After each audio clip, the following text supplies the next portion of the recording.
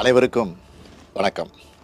பொதுவாக நான் பிறந்த நாளை பெரிய அளவில் ஆடம்பரமாக ஆர்ப்பாட்ட விழாவாக கொண்டாடுறதில்லை.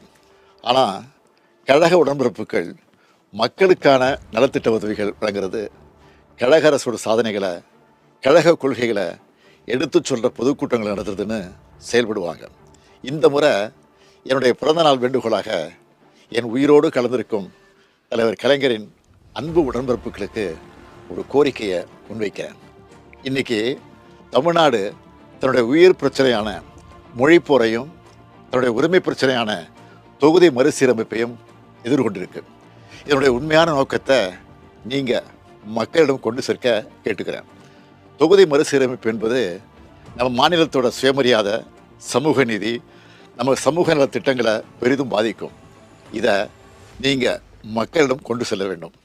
ஒவ்வொருவரும் மாநிலம் காக்க எழுந்து நிற்க வேண்டும். இந்தியாவுக்கே வழிகாட்டியாக நாம் போராட்டத்தை தொடங்கணும். இப்போது கர்நாடகா, பஞ்சாப், தெலுங்கானா போன்ற மாநிலங்களிலிருந்து நமக்கான ஆதரவு குரல் வந்திருக்கு. இதை பார்த்த ஒன்றிய அரசு இந்திய திரைக்கலன்னு சொல்லிக்கிட்டே அதுக்கான எல்லா முன்னெடுப்புகளையும் எடுத்துக்கிட்டு இருக்காங்க.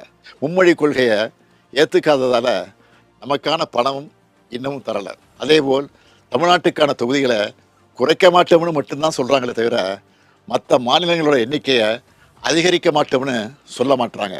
நாம் கேட்குறது, மக்கள் தொகை அடிப்படையில் தொகுதிகளை பிரிக்காதீங்க. நாட்டோட வளர்ச்சிக்காக மக்கள் தொகையை கட்டுப்படுத்தின தென் மாநிலங்களை தண்டிக்காதீங்க. அப்படி நடந்தால் அதை தமிழ்நாடும் திமுகவும் ஒருபோதும் ஏற்றுக்க மாட்டோம்.